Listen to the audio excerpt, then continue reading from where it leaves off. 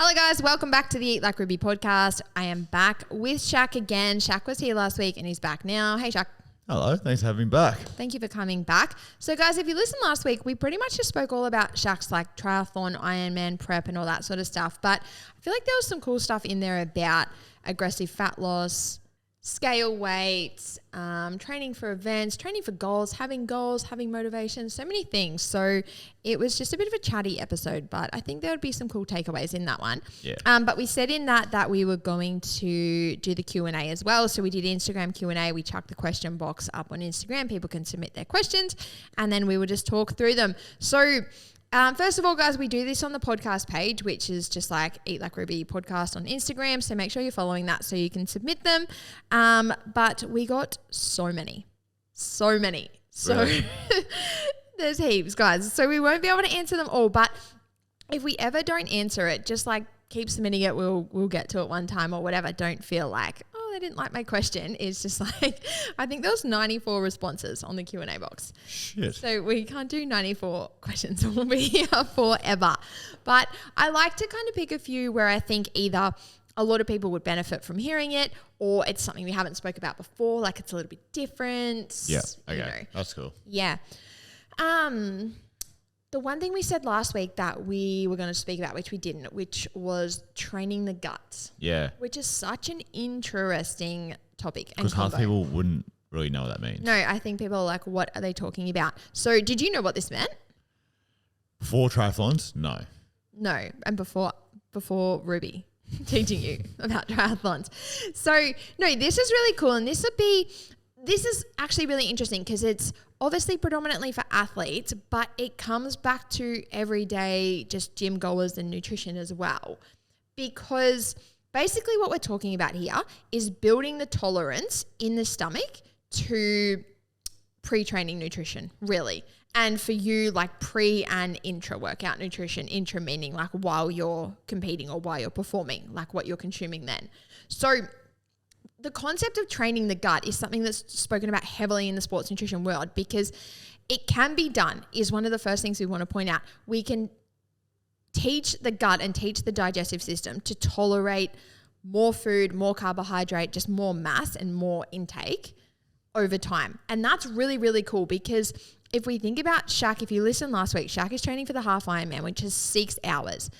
There needs to be like solid carbohydrate intake. Yep. Pre and intra workout for you, like for that event. And also if we think about you doing it for the event, you also need to, this is what we've been talking about heaps at home. If you're like fly on the wall at our house, this is the combos that we have. You need to find where your tolerance is right now. You need to trial things. You need to gradually increase that if you think you need to. And you need to really continuously trial this stuff. You don't want to just like not give it a second thought or not think about it. Wake up 2 days before an Ironman and be like, I'm going to carb load today. If it doesn't go well and you feel like shit, that's a fucking game changer on performance. Yeah. And like if we think about you doing it, I'm sure everyone can relate to maybe just eating the wrong thing or eating something you usually wouldn't before gym and then going to gym and being like, fuck, I'm not doing this again. You're just a bit off. You feel a bit sick. Like it's not good. If we think about that times 10, if you think about carb loading for an Ironman, you're going to go hard. It's going to be a high intake. There's a lot of things. If you haven't tested what you can personally tolerate and you find out the hard way that you got it wrong, literally it's game over. Yeah. You're not doing a 6 hour Ironman. If you fuck that up and you like can't get off the toilet or you can't go to the toilet or whatever, like there's so many ways this can go. The last thing on your mind is riding 90 Ks. Yeah. You're like, I'm going to fucking shit myself. Legit. And honestly, this is a huge thing, guys. And there's that aspect, like there's the digestive aspect, but then there's just the performance aspect as well. And this is what's so cool to think about and what you just really have to get your head around when you start to get into events like this. And like I said, even bringing it back to everyday gym training or even people that are training for like 5Ks or 10Ks, obviously like running is huge right now. Yeah. So this is something that you want to give a bit of attention to. And the bigger and more intense your event, the more attention you want to give this stuff. But really thinking everyone's going to have different like gut responses in the gut. Like if you think about, some people love high fat, some people love high carbs, some people have high fat and they feel really sick, some people can tolerate a lot of fiber, some people can't, some people can tolerate big pre-training meals, some people feel like they can't. So everyone's going to be different. Like you said last week, it's what works for some people won't work for some. Like, yeah. And this is actually like scientifically proven. Like the tolerance that we have to these things is going to be different depending on everyone's individual gut makeup, which is very different. Yeah. So there's obviously like what we know to be beneficial through science and studies. Like we actually know certain things are more optimal than others for training. And then you really need to find where that then sits for you. And what I've been saying to Shaq is really you want to look at the most optimal thing that we know science and studies says you can do. You want to find out where your tolerance is right now. You then want to assess how do you perform with that intake. So let's just say, for example, I'm literally pulling numbers out of thin air. If you ate 100 grams of carbohydrates before you went for a 21K run, which is a half marathon, like the things you want to look at with that is energy and performance on the actual run. But then, like I said, digestion, hunger, fullness, that sort of thing as well. You want to monitor all those things and then go, okay, this is what I ate. This is how I felt. If it was awesome, if it was perfect, if you literally felt like you couldn't have run better or felt better, you've kind of found your thing. Yeah. If you were like, my digestion was fine, like hunger, fullness, none of that was an issue, but I really started to lose energy at some point, then we're like, okay, we need to get more energy in before you go or during the run. Yeah. Right?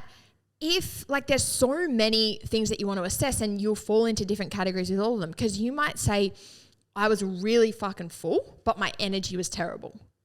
That you got to look at that and go, okay, well, we know that if energy was low, we need more food to come into the system. But if you were feeling really physically full that you couldn't tolerate more food, there's an issue there and you got to look at that. Yeah. And how do you bridge that gap? And really what you'd look at there is, what did you actually eat? Can we get a higher intake into the system with a lower food mass? And this is what I was talking to you about the other day, because Shaq loves the pre-training bagels, which I do as well. And like I said to Shaq, if you did say a bagel with jam, I think that's about 70 grams of carbs, give or take, right? If you had that and you thought, yeah, I'm pretty full and like a little bit sick in my stomach, like I wouldn't want more food volume in my stomach, meaning like I wouldn't want bigger meals in my stomach, but my energy crashed during the run, you then have to look and go, okay, I need to get more than 70 grams of carbohydrates in. Like that wasn't enough. You found out from the energy. But if you're already feeling a bit full and a bit sick, you can't go 2 bagels. Yeah. If one is making you feel full and sick, you're not going to double it to 2, but you know you need to increase the energy somehow. So that's where you want to look at other things and go, okay, could I bring in lollies? Could I bring in gels? Obviously, if we look at running, triathlon, whatever, like the gels, the liquid carbs, like they're huge. And again, the liquid carbs is a whole nother thing and the hydration is a whole nother thing, because people's tolerance to how much liquid they could take in is going to be really different. Think about like if you sculled 2 liters of water, you're probably going to feel quite sick. Yeah. But everyone's going to, again, like quote, feel quite sick at a different point. Yeah. Might be 1 liter, might be 2, whatever. So again, you're trying to find what is the combo of stuff that I can have to find the sweet spot with hunger, fullness, energy, and performance. And that you're going to have to like play them around. It's like a bit of Tetris where you're like, okay, I felt really full on that, but I need more energy. So I need a smaller meal, but it's got to be higher carbohydrate. Yeah. Yeah. Or it could be vice versa. You might be like, energy was fine, but I just felt physically hungrier, like in my stomach. Do I just need something bigger sitting in there, like more food mass? Yeah. Does that all make sense? Yeah. That's why the biggest thing is you have to trial it. Yeah. And then with the whole training the gut thing, I've kind of said this in like way more simple ways on the podcast when we've spoken about pre-training nutrition. But if you found that point where you're like, okay, I'm pretty full, whatever, like digestion, everything's sort of on that edge, I wouldn't want to push it any further, but I do need more energy, or I'm going to start running further. That's a huge one. Yeah.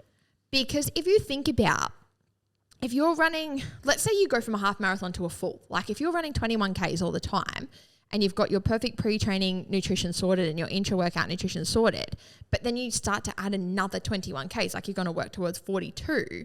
If you found the perfect thing, you don't want to then double that, because when you run that first K, you're going to do it with double the food in your system.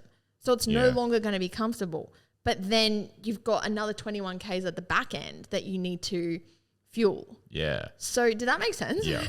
So there's just like that concept of training the gut is slowly building the tolerance. If you find where your tolerance is with all these things, then slowly building on that. So you might, let's say you're running 21 Ks right now and you have like a bagel and you always have snakes, hey, like lolly snakes. So if you had like a bagel and 4 snakes and then you're just like, okay, my energy's just a bit low, like I just need a bit more. Bring in the 5th snake. Like that's not going to send you over the edge. You're not going to be like, oh my God, I had that one extra snake. Like I'm fucking throwing up. Right? Yeah. But if we said, oh, have 10, like go from 4 to 10. That's too much. It's probably going to hit you in a way where it's like it hits the system and you're like, fuck. Yeah. Like I wasn't ready for it. It's like anything. It'd be like going from running 4Ks to suddenly waking up and running 10Ks. Yeah. Like you build your body's tolerance. You run 5 and then eventually you run 6 and then you run 7. Yeah. It's the same thing. Like it's going to hit your system hard if you just double it or like really increase it out of nowhere. So if we bring in the 5th one, like I said, it's probably not going to be enough to upset anything. And then you sit on that 5th one for a while. And then as your body gets used to that and we're training the gut, we bring in the 6th one and you keep increasing things. And you can do it with anything. Like you could bring in more snakes or you could bring in an extra gel. And if we got someone in here that's done marathons and triathlons for years, they probably have it down to the minute and the gram of 28 minutes before I race, I eat 100 grams of banana and then I have 1 gel at the 5.4K mark. And like, do you know what I mean? Like they would have, and you cannot know that until you trial it. Yeah. Like you just actually can't know that stuff until you trial it for you and see where it sits for you individually. And so the real sort of point we've been getting at is that you want to do those trials and you want to assess performance and energy and then see if we need to train your gut to build its tolerance a bit more to optimize performance and energy, but not upset the stomach. Yeah. Love that. Yeah. It's just, so interesting to see when you're actually into it and the biggest thing is, training it. How many times have I done stuff and it's like, nope. Yeah. Yeah, for sure. And that's the thing where I said like you want to trial it before the race day. Yeah, because you don't want to be in that position on race day. Like, where's the fucking toilet? Legit, I don't care where the finish line is. Where's the toilet? It's one of the things is so underrated. It's just like trialing it. You have to trial shit. Otherwise, you'll be in a world of hurt. Yeah, so I think it's cool to look into the science and the facts and be like, okay, what do they say is most optimal? But then where does that actually sit with me? Where do I fall on that scale? And then you sort of tweak it individually from there. Yeah. All right. Next question. Are we ready? Let's roll. Yeah. This will be a good one because I feel like we can both kind of talk about this. So someone asked, what are our go-to I can never get like the wording. People always word things really weirdly. But the message is, or the question is, what are our go-to like takeaway places when we're tracking? When we're tracking. Yeah, which is a cool question because we're actually quite into this. True. Or like I'm especially into this. So places that we would like get food from. And I feel like we spoke about this earlier in the year because I was doing like my really consistent perfect tracking for the first 10 weeks of the year. Yeah. And so I said to you, like, I only want to eat out or like get food from places that we can track. So we actually were doing the rounds. Yeah. Yeah. I feel like, I think we said on that episode, obviously you can't just go somewhere that's like crazy fancy, whatever, and there's like 5 courses and everything's fucking covered in oil or whatever. Like you're never going to track that. But if you're like keen on, like when I was doing my tracking and even probably now, because we're quite goal orientated and focused on our goals. And we're also not like fancy, need to go out and wine and dine all night sort of people. Yeah, we just like to get sort of takeaway style stuff and then either like go to the beach or take it home or have it there or whatever. Yeah. But I feel like what is your number one? We'll probably change it later. So my go-to now is a Porto. A Porto. Yeah, love that. Yeah, right. So that's a good one because you can track it. Yeah.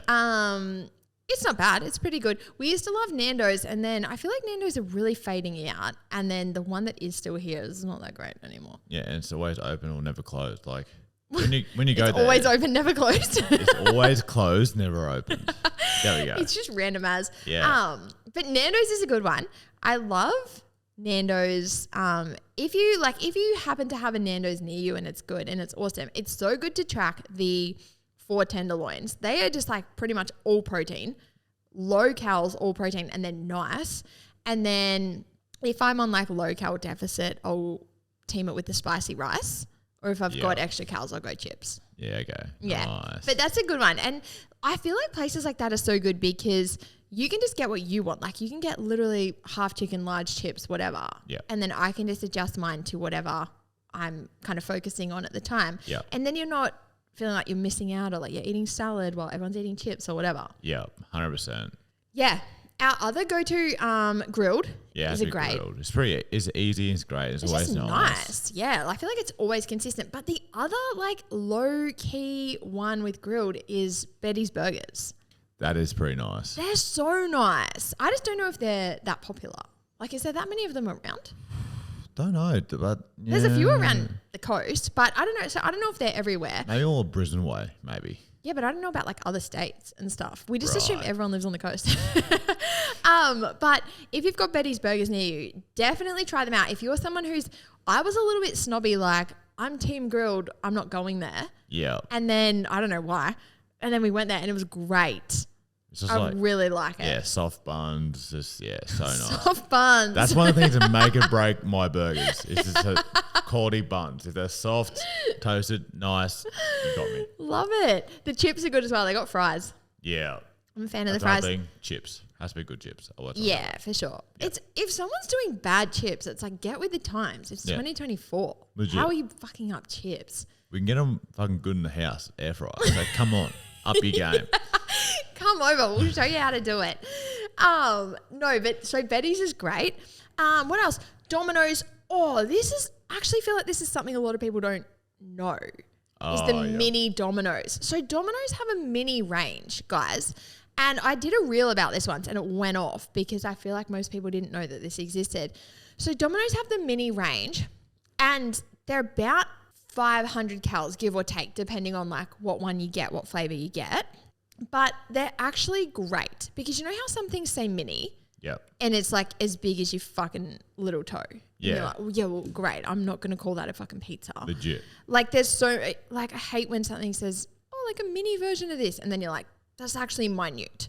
Like piss off. The drumsticks, you know, like drumstick ice creams. Yeah. Or like the mini magnums and like any mini ice creams. It's like 2 bites. They're like a Freddo frog. Yeah, it's like, no. Like fuck off. No, not good enough. No. But obviously if you're on low calories, they can be. But anyway, back to the Domino's. They're mini, but they're great. Like they're such a decent size. Yeah. Yeah. They actually are pretty decent. Like for me, I feel like they're perfect because you would like smash a whole pizza because you're like twice my size and running laps of the coast, whereas I'm not. So it's actually just such a good size for me. And it's like divvies up into 4 bits and it's just hits the spot. nice. Yeah. Yeah. Because one time I got the thin and crispy, bigger pizza, but in thin and crispy.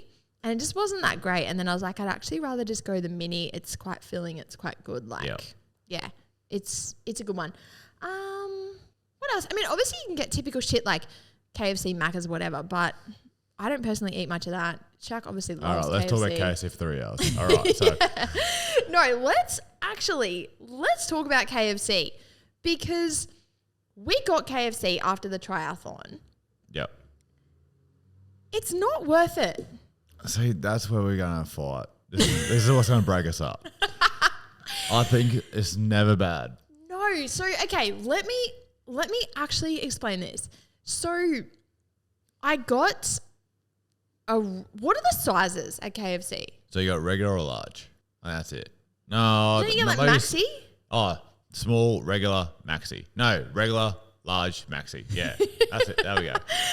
So regular, large, maxi. I feel like that sounds right. I think that's right, yeah. Yeah, but I don't know if I'm just an idiot, but I got the large, and this has happened to me several times. This wasn't a one-off. This is why I've just actually decided. On the triathlon day, I decided I will not waste calories on KFC anymore. And I mean, this is probably something that I do twice a year, so it's not a regular occurrence, but now it's a never occurrence. The regular should be called mini. It's so effing small, right? And then the large should be called small. I actually want to start a petition. The large is not large. Yeah, okay. We'll see. He doesn't want to talk about KFC. He doesn't want to say anything bad. That's always at Maxi.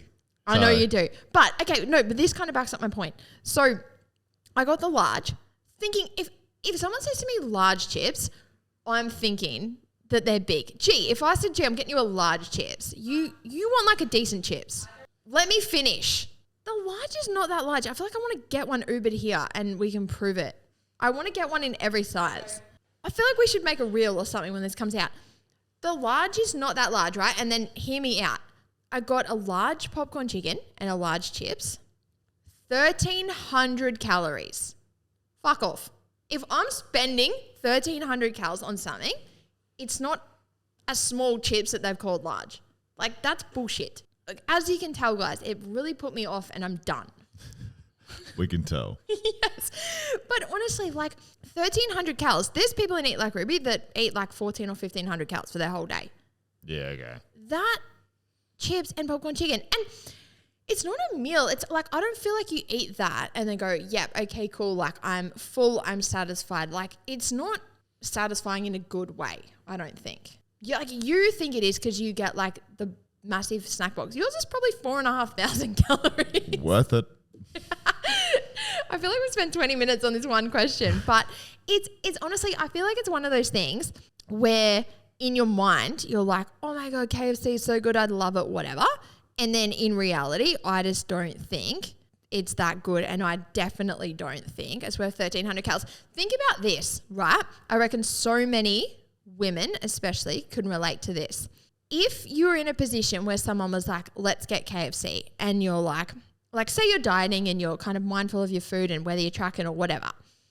If you're in a position where someone goes, let's get KFC, and then you think, yeah, fuck it, okay, popcorn chicken chips, right? 1,300 calories. If someone said to you, just go and cook up a massive big bowl of pasta, sauce, cheese, whatever, most people would be hesitant to do it. Like, oh, I shouldn't do that. It's bad. Carbs are bad. Pasta's bad, etc., etc. It's probably 500 or 600 calories. Most people wouldn't let themselves do that, yet someone says the words KFC and everyone's like, oh, fuck, like I'd love KFC, I'm craving that, rah, rah, rah, yeah, fuck it, I'm doing it. 1,300 calories. I would much rather go 600 or 700 calories on a huge bowl of like satisfying, good, delicious pasta than like soggy, maybe they're salty today, maybe they forgot to put the fucking salt on, maybe they're so hot they burnt your mouth, maybe they're freezing cold, you never know, yet you still think they're always going to be great and they very rarely are. I'm not spending 1,300 calories on that if I can go and cook a filling as fuck bowl of pasta. You could put 3 bits of garlic bread on it and you're still like 400 calories less than your mini, aka large KFC. So I found Ruby's trigger. And rant. I actually think there's a lesson in that though, because I reckon so many people, whether it's KFC or whatever, I reckon everyone's got their thing where if you've been on a diet and you hear these things, you're like, you think it would be so good, but you've got to actually tap in and be like, do I actually enjoy it? Do I physically feel good? Do I actually eat it and think, fuck yeah, that was good? And I don't think we need to think about like food being worth the calories all the time. Like, I don't want people to just be in that mindset all the time, but I think it's just important to have the level of awareness with it and think, was that actually worth 1,300 calories? There's probably so many foods I would be hesitant to eat and not allow myself to eat if I saw a number like 1,300 calories on them. Yet so many people are like, oh, fuck yeah, KFC, let's do it. I've lost you. I've lost him. Yeah. Okay, I agree from your standpoint, but yeah, from my standpoint, I've never had a bad meal. I just feel like we are in different positions because you literally, like I said, double my size running laps of the coast. You would just smash a box of KFC and it like would hardly touch the sides and you just get on with your life. I know so many women that would and ah over it. When I think of it from a nutrition coaching point of view, I think it's a big thing that people would and ah over. They'd get it. They think it's going to be awesome. Then there'd be a lot of regret, guilt, all of these things. To me, when I think about a person navigating nutrition, I just think you want to become aware of that and think, is that actually an enjoyable process. I think when you've been on restrictive diets your whole life, you think about things like that as being super enjoyable. And the more you can learn about flexible nutrition and including all foods in moderation and all of these things, the more you can actually tap in to have the awareness and say, is that actually how I want to spend my calories? I've absolutely lost him, but I feel like I hope I got through to some people out there. Look, I love you, but yeah. We'll agree to disagree on the KFC chat. Bloody hell. Okay, someone asked, we'll try and do a couple of rapid fire. Favorite maintenance / gaining foods. I'm assuming this is at me. Well, I would say yours is KFC. Is it? I say KFC pizza. Yeah, pizza's great. I don't feel like I eat that differently when I go into like maintenance and gaining. If you think about what I'm eating right now, yeah, it's pretty similar to what I've been eating for the last 3 years. Same, yeah. Yeah, I just will maybe switch up brands. So like literally the most basic swaps. Instead of doing like YoPro, I'll go to like the normal Chobani yogurts. Yeah. And like so many things like that. Even on the Eat Like Ruby bowl, I'll go from like 20 grams of Nutella to 35. So many things like that.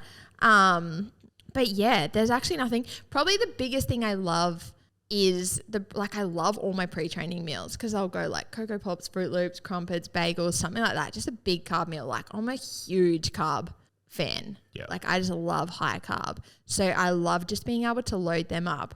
But there's nothing that I'm like, oh, I'm in a gaining phase, so I'm going to eat that every day or eat that instead. Yeah. Okay. Yeah. There's actually not much, hey, that I do differently. It's kind of boring. And then sometimes when I get towards the end of it, I'm like, fuck, should I have just been having pizza every night? Like, what have I been doing? I'm so insanely mindful of food quality and like including certain foods every day. Like I will always include enough calcium and enough whole grains and enough fruit, veggies, fiber, protein, all the things. So if we think about something like having pizza every night, if it was 700 calories, maybe you'd get some protein, maybe you'd get some calcium from your cheese. That's about it. Yeah. Okay. Whereas when I look at like at the moment I've been doing like that homemade fishbowl kind of thing. It's like veggies, it's fiber, it's dietary fat, it's protein. Like I look at a meal and think, how many boxes can I tick with this meal? Even if we use Eat Like Ruby bowl, I've used this example before. Calcium, protein, whole grains, fiber, fruit. Like you're ticking so many boxes. I wouldn't bring in a meal for 700 calories. I wouldn't even bring in a meal for 500 calories that didn't really contribute to nutrients for my day as well. Yeah, okay. Does that make sense? Yeah. Yeah. So even if I was to have, because even if you think about a big bowl of pasta, like I said before, you might get protein or something from it, but not much else. Like, yeah. So, I mean, I probably should be just loading up on pasta right now just for the fun of it. But you just take a huge chunk of your calories and you don't get a lot of quality nutrients in exchange. And that's just really important to me. Yeah, true. Yeah. So that was a rapid fire apparently. 2 hours later. What else have we got here? Guys, when you send these in, just double check the typos because I actually can't make sense of some of them. Lots of them are things that we've spoken about before. So if you submitted a question we didn't answer it, I'd go binge the pod. Someone said about the house. We already talked about that. Your favorite cuisine, your favorite mindful exercise besides gym. Favorite cuisine is, I think that means if you like Mexican food or Chinese food or whatever. Right. I'll probably... yeah, you go. Probably Chinese over Mexican. Okay. Yeah. I feel like I love Thai food. That's very nice, Like yeah. Thai's good. Yeah. And mindful exercise, probably running. No. No, I mean like... Oh, well, it says besides gym, so I guess you could say running. It's outside, yeah. So probably me, yeah, for that. Yeah.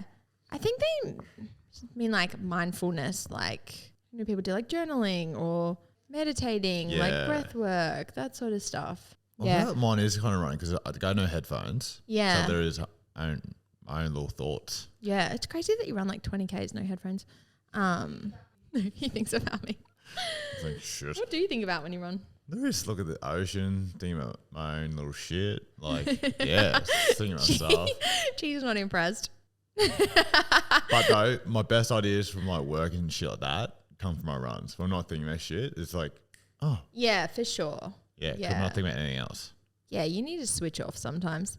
Favorite mindful. I'd say like my night routine, like recovery, stretching, the mat. We've spoken about the mat before. Yeah. The Shakti, whatever we want to call it. Shack. Yeah, basically. Death row meal.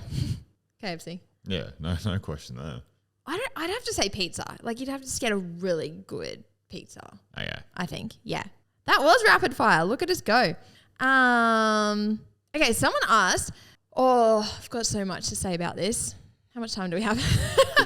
Someone asked opinion on Pilates, thoughts on Pilates. I've got. I think it's definitely beneficial. I do think like for working all those little smaller muscles and all that stuff, and good core strength is so like beneficial for anyone, I reckon. Yeah. Guys, that's the quick version. Strap in. No, I feel like what a lot of people would not know is that I spent so long studying Pilates. So I never talk about this, and I don't do it anymore in terms of like Pilates instructor, but it's a huge like foundation in all the training that I do. And I studied Pilates. It was around the time that my dad passed away. So that was 2016. So it was a fair while ago. I feel like it was kind of coming into that. So I would have done it in 2016 and 2017. Before you could like go and do it on the weekend, like study it on the weekend. Yeah. I studied it for like 18 months. And that was like mat work level 1. Like now I see people that like do it online on the weekend. Yeah. I'm like, what the hell? But I'm actually stoked that I did it the way I did it because I learned so much. Like I learned so much about the real like fundamentals and science and everything behind it, which was really cool. I even mentored under an ex-phys when I did it, like an exercise physiologist to get my like final tick off. Yeah.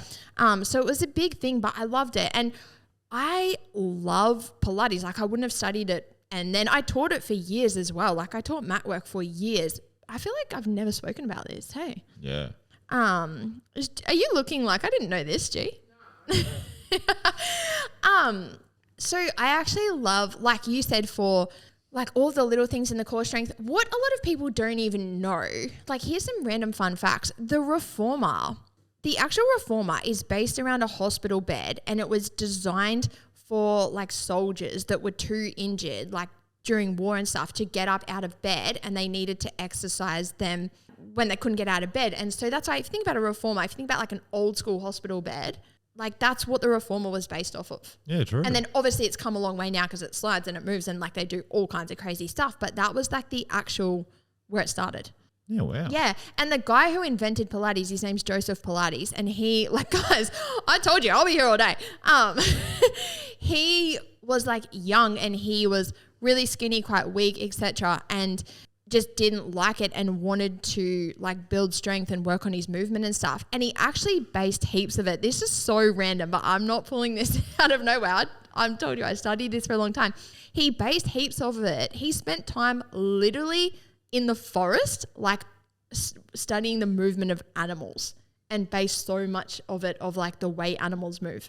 Isn't that so random? Yeah, wow. So there's a random fact for everybody that no one asked for. But like when you actually go back to like the foundation and the reasoning and everything in Pilates, it's so good. It's so solid. Like I'm a huge advocate for it.